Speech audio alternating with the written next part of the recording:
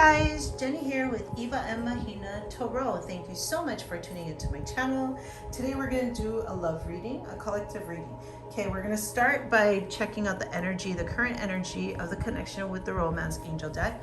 We will have this deck for the Divine Feminine energy and this deck for the Divine Masculine energy. Okay, so let's get started. We're going to tap into this energy. We just started Aries season, so this is definitely the season of doing. So in the sense of like manifesting, we're not necessarily dreaming anymore. Like we are getting clear on what we want, and then we're taking inspired action towards it, which is awesome. All right, so Spirit, can we please tap into the energy of this current connection, the current energy of this connection that we're going to be tapping into? Ooh. Give your relationship a chance. Work on your partnership. So what I'm seeing here, there's two messages coming through. One is that you might be in separation with someone and you guys are going to be coming back together. You guys are going to be reuniting with each other. And the second message is if you guys are in a relationship and you guys have been going through some difficulties and challenges and conflicts, then you guys will be working on that, working to fix that so that you guys can be moving forward. Alrighty, so that's a great start. That's a beautiful start. Boom, nice. Okay, so let's first tap into the Divine Feminine energy first. And let's see where you guys are at. Spirit, tell me about the Divine Feminine energy in regards to this love connection. What is the Divine Feminine energy? Oh my God, you guys, holy shit. I almost got like goosebumps. Okay, we have the King of Cups and the Queen of Cups. So whenever you see the same suits, whenever I see the same suits come up, the King and Queen of the same suit, that generally tells me it's like a definite soulmate connection, twin flame connection, love connection. Divine counterparts. Okay, so this is the feminine energy. Oh, I got it. No, you know what it is. The Divine Feminine has really been working on themselves. I'm actually going to put this in the front since these are the smaller cards. They've been working on themselves and they've been learning how to integrate their masculine with their own femininity. This is beautiful, and they're really learning how to balance themselves out. They're learning how to embrace who they are. They're learning how to love themselves fully and love all parts of themselves. I'm sorry, I'm going to turn the music down just a bit.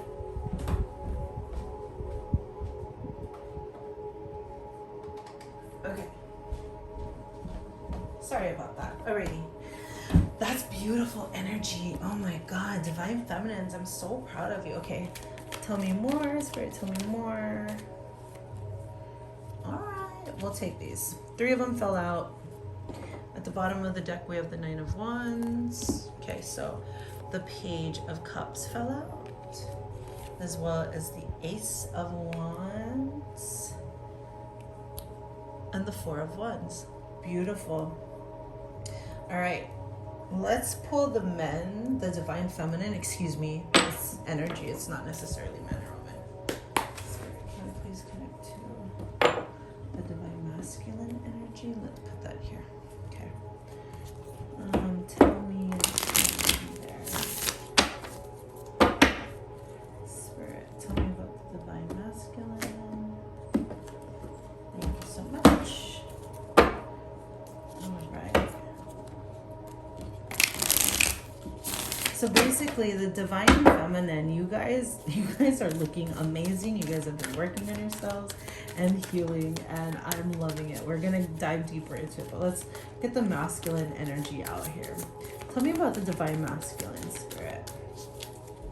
Ooh, they're a little bit tight-lipped. They're not doing as good as you are. As the 7 of Swords tells us. Wonderful. Okay, let's get, oh man. Bottom of the deck, we have the Tower. And then after that, we have the 9 of Swords. Okay, we're gonna just take it. And then the Judgment card. Oh man.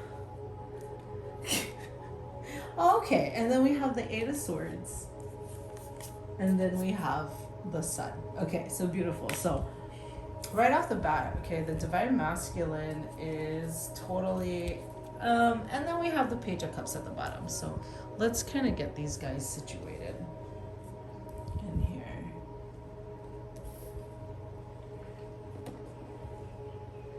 Okay. Here.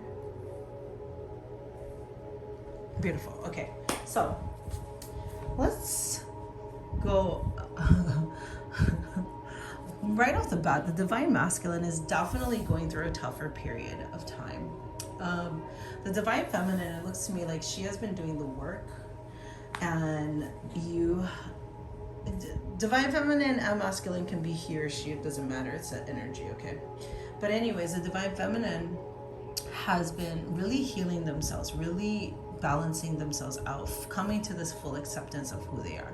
With that, they've actually probably put men on the back burner, or the Divine Masculine on the back burner, because while the Feminine is coming in as like the King and the Queen, she's like seeing the Divine Masculine as like the Page. So the Page is kind of like the children of the deck, right? And then so we go Page, Knight, King, and Queen, right? So this is like the femme energy, right? Divine Feminine is like totally embracing herself, loving herself, balancing herself out, working on herself actively. And she kind of sees the masculine as kind of like a little boy. Now this is in reference to like the spiritual journey, right? He's kind of just starting out, whereas she's kind of been on this journey for a little bit longer.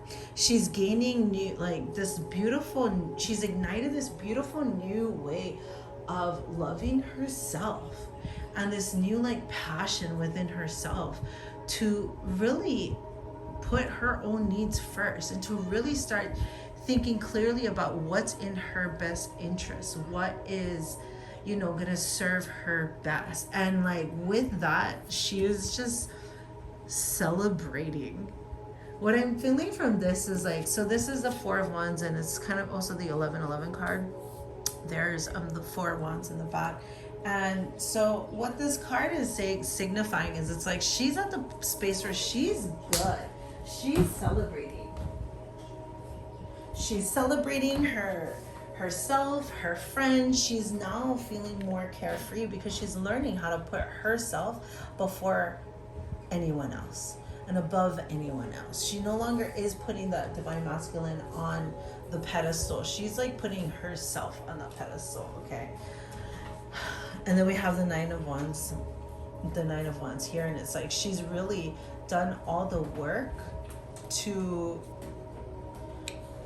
heal herself and to chip away at all the walls that she had put up in love, right? So she's still going to carry this torch, but now that she's learned all her lessons, she's going to be just a little bit more mindful and aware of her choices, and make choices that is in her best interest, as opposed to putting the masculines ahead of her own.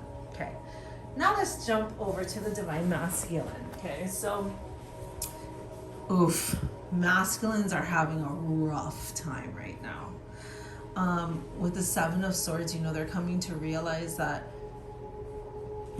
all these truths, right, that they've carried for so long as their truth, is not their real.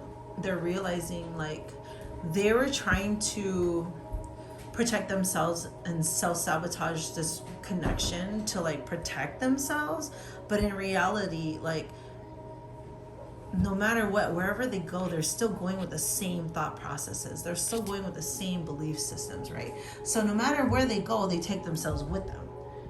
So it's like, okay, so now they ended this connection with you, or they made it tough for you, and they're on their own, and they realize, oh shit, I'm still that unhappy person. I'm still that person who's carrying around all this untruths. That's what I like to call it, right? So then we have the Tower moment, where basically their world comes crashing down, and it doesn't have to be that, that like terrifying, but it is definitely this energy of them coming to realize how they created all the drama within their own life, how they are the reasons why they kept having the same scenarios, the same cycles, and the same patterns happen for them in their life. And that in order for them to change the trajectory of where they're going in life, they need to unpack the baggage, which is these untruths. They're carrying this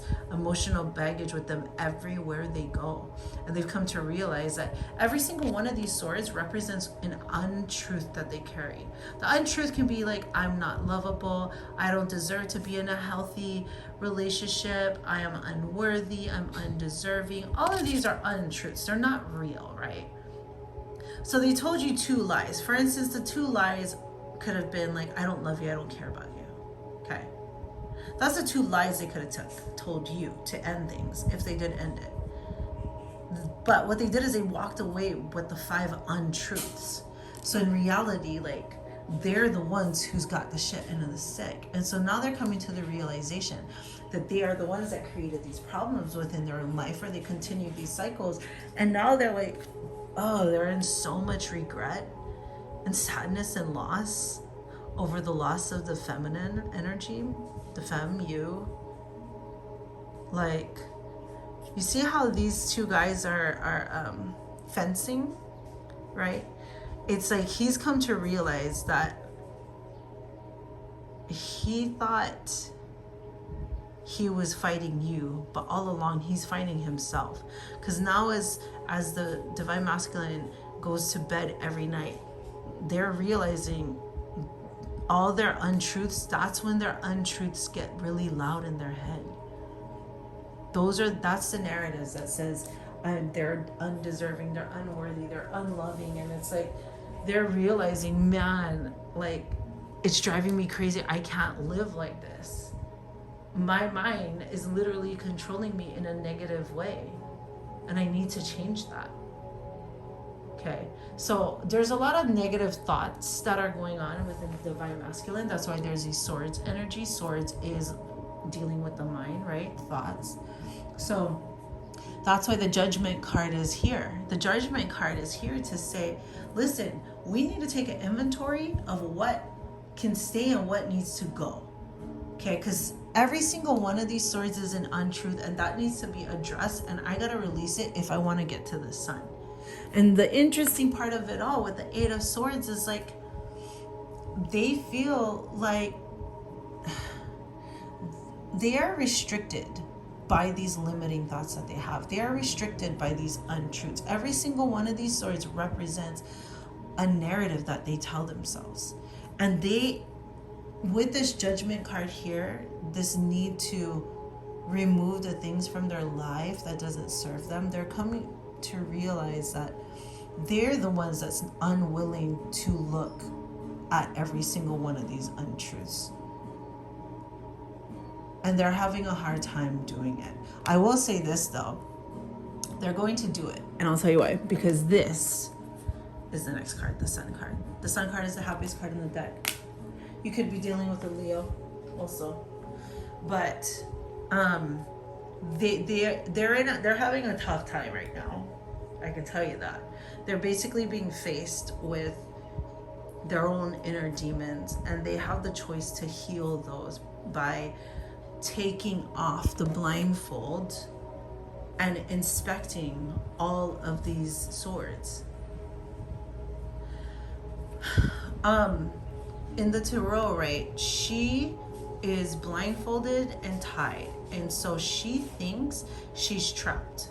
Okay, so she thinks she can't get out of this, but if she would just remove her blindfold, she would see that there's a path for her. Like, there's nothing blocking her in front here. She can just walk forward. And so that's a metaphor for the ability to